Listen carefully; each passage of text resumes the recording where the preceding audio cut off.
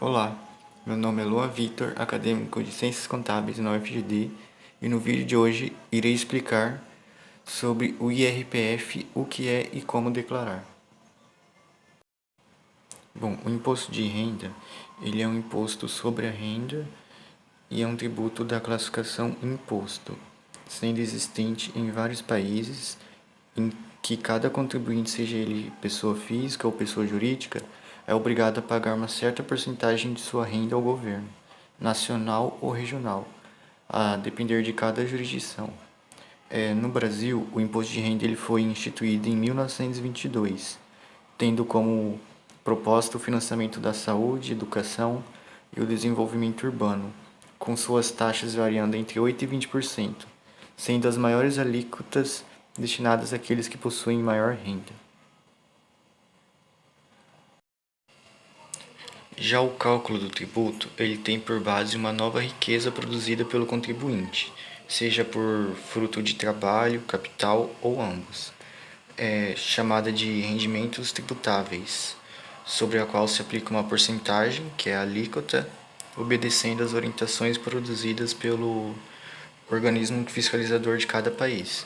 No caso do Brasil, é a Fazenda Nacional, denominada de Receita Federal do Brasil, que é quem fica responsável por calcular esse tributo.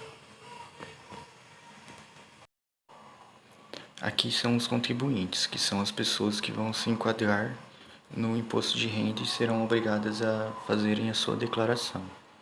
Então, são pessoas físicas residentes no Brasil que tiveram no ano passado rendimentos tributáveis acima de R$ 28.559,70 como salários.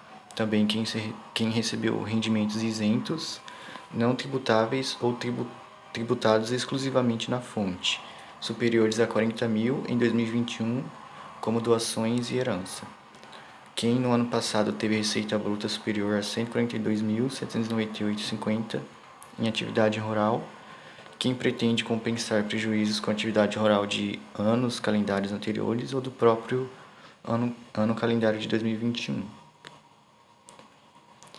Também, quem tinha em 31 de dezembro de 2021 bens e direitos como imóveis, veículos e investimentos, que somados superavam 300 mil. Também pessoas que tiveram ganhos de capital na alienação de bens ou direitos ou aplicaram em bolsas de valores, de mercadorias de futuros ou assemelhados em 2021. Também quem vendeu no ano passado imóvel residencial e usou o recurso para a compra de outra residência para moradia, dentro do prazo de 180 dias da venda e optou pela isenção do imposto de renda. E por último, pessoas que passaram a residir no país em qualquer mês do ano passado.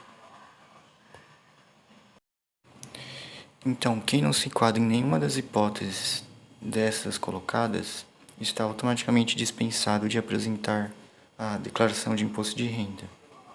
Porém, se mesmo assim a pessoa quiser fazer, não há um impedimento, mas nesse caso, mesmo que a pessoa entregue fora do prazo, o especialista garante que não haverá multa, justamente porque não estava obrigada a cumprir a exigência de entrega.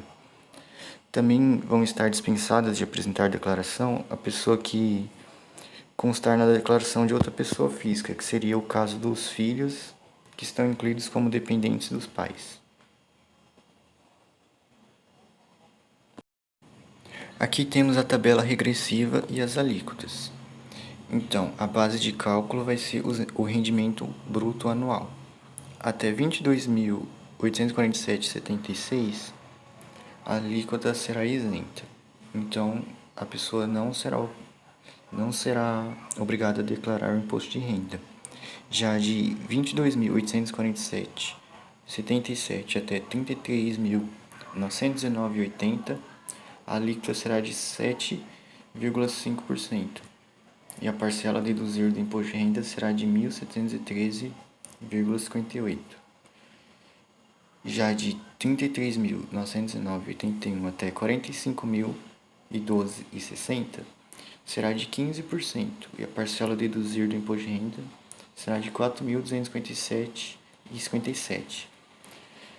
E de 45.012,61 até 55.976,16, a alíquota sobe para 22,50 e a parcela sobe para 7.633,51.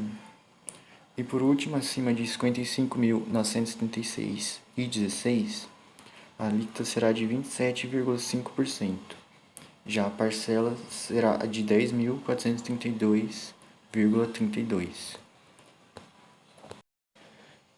A parcela a deduzir do IR, ela funciona como uma forma de compensação. Sua função é fazer com que cada parte da renda seja tributada de acordo com cada faixa da tabela progressiva do IR, ou seja, a renda total não é tributada sobre uma mesma alíquota, apesar de parecer assim. Então, para o cálculo do imposto na forma oficial, o valor da renda, ou base de cálculo, é multiplicada pela alíquota correspondente e do resultado subtrai-se a parcela a deduzir. Por exemplo, a renda de 2.500, uma alíquota de 7,5%.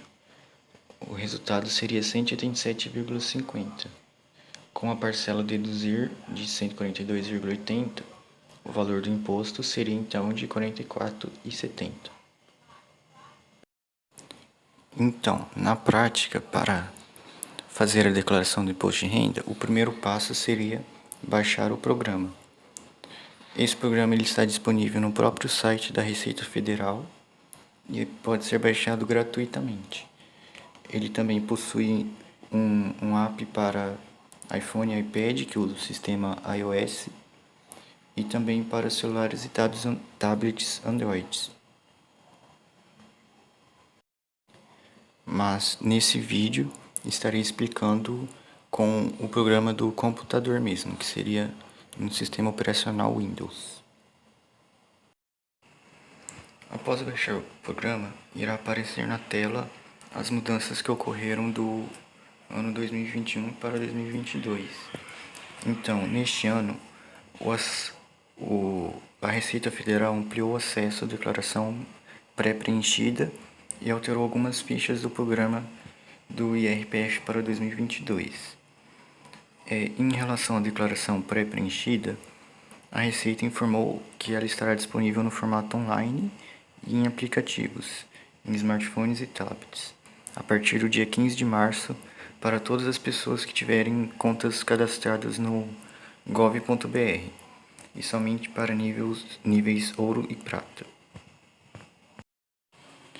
Estes níveis ouro e prata, eles pedem uma certificação de identidade do usuário através de órgãos federais, como o Denatran, ou pedem biometria.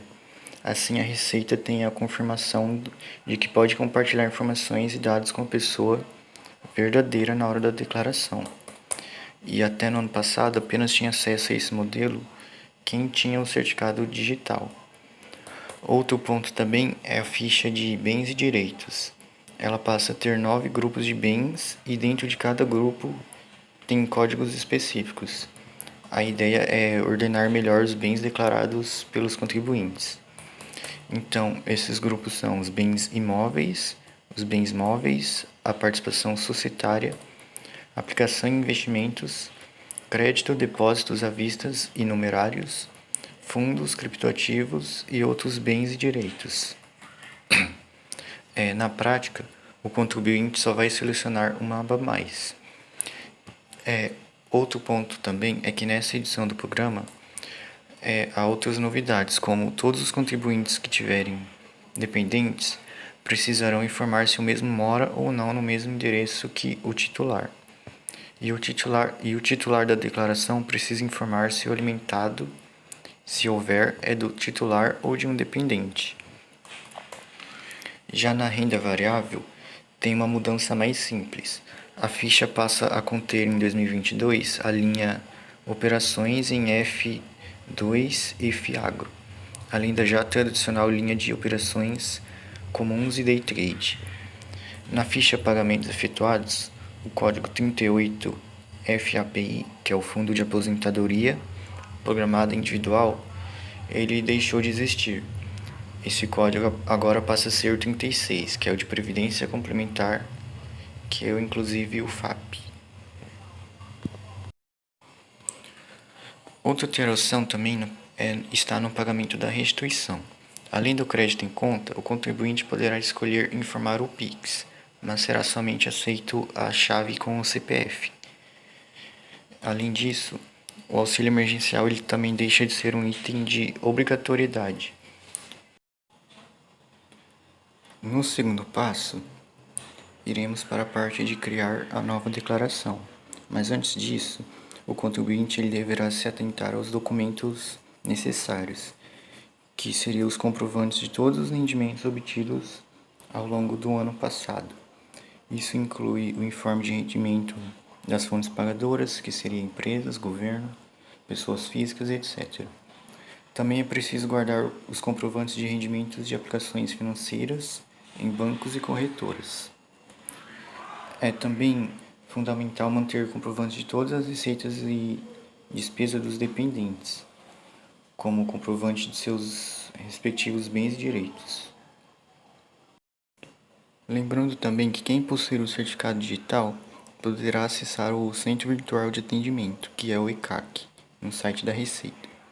Então, neste caso, a pessoa encontrará a declaração pré-preenchida, bastando apenas validar as informações. Então, no segundo passo é criar a nova declaração.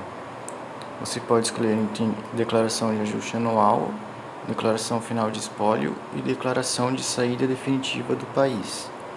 Também é possível iniciar a declaração a partir da já pré-preenchida e também iniciar importando a declaração do ano passado.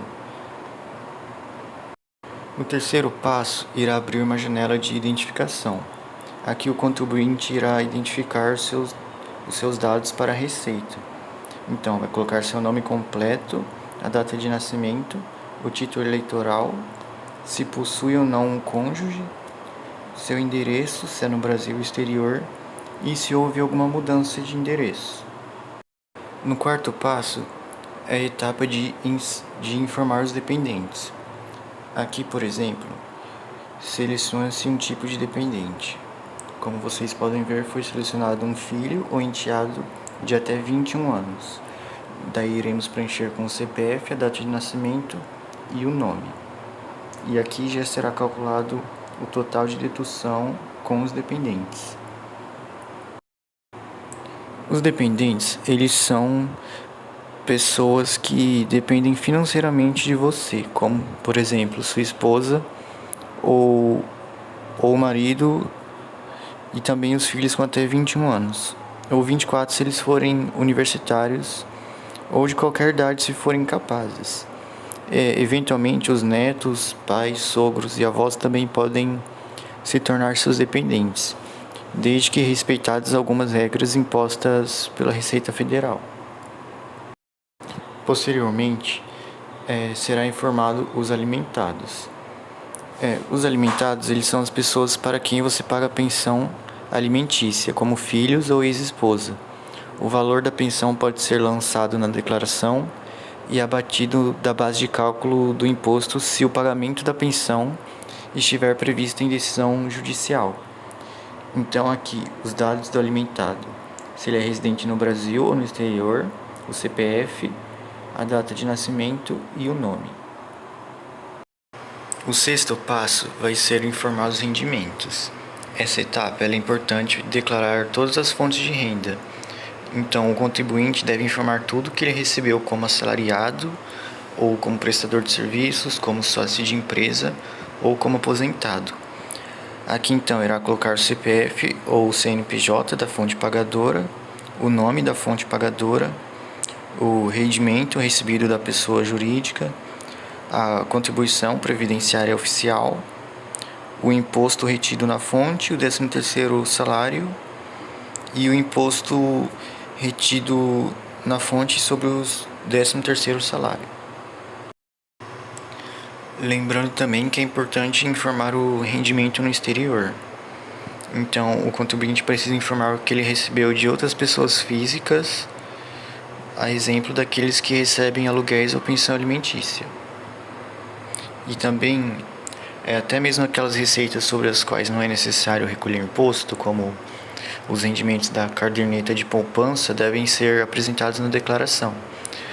Também entra nesse item, além da poupança, bolsa de estudo, lucros de sócio, entre outros rendimentos isentos e não tributáveis. Aqui seria a etapa de então informar esses rendimentos isentos e não tributáveis. Na primeira caixa colocaria o tipo de rendimento, aqui por exemplo está o código 14, que seria a transferência patrimoniais, doações e heranças. Depois informa o tipo de beneficiário, se ele é titular, o CPF ou CNPJ do doador, do espólio, o nome do doador, do espólio e o valor. Na etapa de rendimentos sujeitos à tributação exclusiva, será informado os rendimentos que reúnem valores que não compõem a base de cálculo do imposto sobre a renda da pessoa física na declaração de ajuste anual. E além disso, esse tipo de rendimento também não gera impacto no imposto devido e não admite a restituição do imposto de renda retido na fonte. Ou seja, eles são retidos na fonte, porém não são restituíveis. Aqui está o exemplo de rendimento de aplicações financeiras. Depois será informado o tipo de beneficiário, o CNPJ da fonte pagadora, o nome da fonte pagadora e o valor. O próximo passo será informar os rendimentos tributários recebidos de pessoa jurídica com exigibilidade suspensa. Isso seria o quê? É uma exigibilidade suspensa, significa que a dívida existe, porém está impedida de cobrança por conta de alguma situação, como parcelamento de débitos ou um processo em andamento. Então aqui será informado o CPF ou CNPJ da fonte pagadora, o nome da fonte pagadora, os rendimentos tributáveis, que seria o imposto com exigibilidade suspensa, e os depósitos judiciais do imposto. O 10º passo, então, seria informar os rendimentos tributáveis recebidos de pessoa jurídica acumuladamente pelo titular.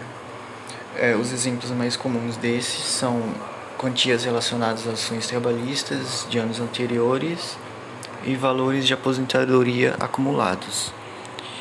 Então, aqui será informada a opção pela forma de tributação, se é pelo ajuste anual ou se é exclusiva na fonte, o CPF, o CNPJ da fonte pagadora, o nome da fonte pagadora, os rendimentos tributáveis, a parcela que é isenta de 65 anos, total de rendimentos tributáveis, a contribuição previdenciária oficial, a pensão alimentícia, o imposto retido na fonte e o mês do recebimento. No 11º passo é sobre o imposto pago retido. Esse imposto ele é um desconto aplicado na folha de pagamento do trabalhador assalariado, com relação à sua remuneração e sobreposto pela Receita Federal mensalmente. O 12º passo é relativo aos pagamentos efetuados. Esses pagamentos, eles podem ser despesas com saúde e educação, que são os principais gastos que podem ser lançados na declaração e abatidos do cálculo do imposto. Podem ser as despesas feitas por você, por seus dependentes ou pelos alimentados. Não há limite para as despesas com saúde. Elas podem ser abatidos gastos com consultas, exames, internações e planos de saúde, desde que devidamente comprovadas por recibos e notas fiscais. Entretanto, gastos com remédios comprados na farmácia, mesmo que sejam de uso contínuo, não podem ser usados como dedução no IR. E aqui então mostra o código, do pagamento efetuado que o contribuinte estará selecionando. Esses pagamentos, eles também incluem despesas como pensão alimentícia, aluguéis, arrendamento rural, instrução, pagamentos a profissionais autônomos como médicos, dentistas, psicólogos, advogados, engenheiros, arquitetos, corretores, professores, mecânicos, etc. Também devem constar pagamentos a pessoas jurídicas quando dedutíveis na declaração. O 13º passo é informar as doações efetuadas. Essas doações são feitas para instituições que podem ser deduzidas no imposto, como, por exemplo, as doações feitas aos fundos controlados pelos conselhos municipais, estaduais, distrital e nacional dos direitos da criança e do adolescente, também aos fundos municipais do idoso, da cultura e a produções audiovisuais e entre outros. Nessa etapa são as doações diretamente na declaração. Essas doações são a fundos controlados pelos conselhos do idoso e da criança e do adolescente, feitas diretamente na declaração do imposto de renda e podem ser deduzidas no imposto de renda até o limite de 3% do imposto devido. Mas o somatório das deduções, incluindo outros fundos, como de cultura, por exemplo, está limitado a 6% do imposto devido. Então, para esses tipos de doações, a Receita exige a inclusão de informações complementares sobre alguns tipos de bens, como imóveis, veículos, aeronaves e embarcações. Também deverá constar na declaração detalhes da conta corrente e de aplicações. O mesmo vale para a doação de veículos, aeronaves ou embarcações. O contribuinte deve informar o número do RENAVAN ou registro no correspondente órgão fiscalizador. Daí aqui aparecem os dados da doação, por exemplo, o Estatuto da Criança e do Adolescente, o tipo de fundo, se ele é nacional, estadual, municipal e o seu valor. Neste passo é preciso informar os bens e direitos. Aqui está o código, onde será selecionado o tipo de bem ou direito, e abaixo será todas as informações referentes a ele. Esses bens e direitos podem ser móveis, como casa, apartamento, terreno, sala comercial, ou mesmo veículos, como carro, moto, caminhão, ônibus, um saldo em conta corrente, poupança, tesouro direto, ações, contratos ou termos futuros, direitos de autor, inventor ou patente, licenças, concessões especiais, entre outros. No 16º passo será informado as dívidas e ônus reais. Então, seleciona-se o código ou procura pelo nome, que seria o tipo de dívida que a pessoa tem, com pessoa jurídica, com banco, com empresários, ou com empréstimos contraídos no exterior. E embaixo será informada a situação, como ela está na data anterior e na data atual, e o valor pago no ano da contribuição. O 17º passo é referente ao espólio. O espólio seria o conjunto de bens, direitos e obrigações da pessoa falecida. É um contribuinte distinto do meeiro, dos herdeiros e dos legitários. Então aqui será informado se trata-se de uma sobrepartilha, a identificação do inventariante da partilha, que é o CPF e o nome. Neste passo, será informado as doações a partidos políticos e a candidatos a cargos eletivos. Então, coloca-se o CNPJ, o nome do candidato ao partido político e o valor. Aqui é possível importar os dados referente à declaração do ano anterior. Então, aqui será informado, vai ser colocados os arquivos, referente da declaração do ano anterior, que já vai deixar a declaração pré-preenchida. Posteriormente, o sistema irá identificar automaticamente algumas pendências. Por exemplo, se você deixou um campo vazio, ao final aparecerá um alerta como aqui, por exemplo, o campo indicativo, que tipo de declaração você deseja fazer, não foi informado. E abaixo estará o total de erros e o total de avisos. Feito tudo isso então e verificadas as pendências, chega a hora de enviar a declaração. Depois de enviado, é possível emitir a DARF para o pagamento. Depois de emitido, você pode acompanhar as atualizações no ECAC, que fica no próprio site da Receita Federal.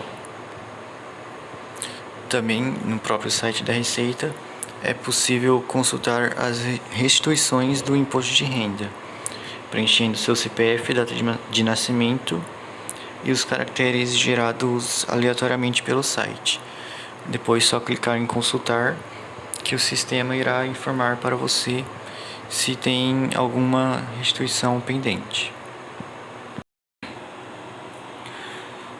Ao acessar o ECAC, nessa área o contribuinte pode verificar se há pendências e se sua declaração ficou retida na malha fina. Então, por fim, esse foi o vídeo de como fazer a declaração de imposto de renda relativa ao ano de 2022.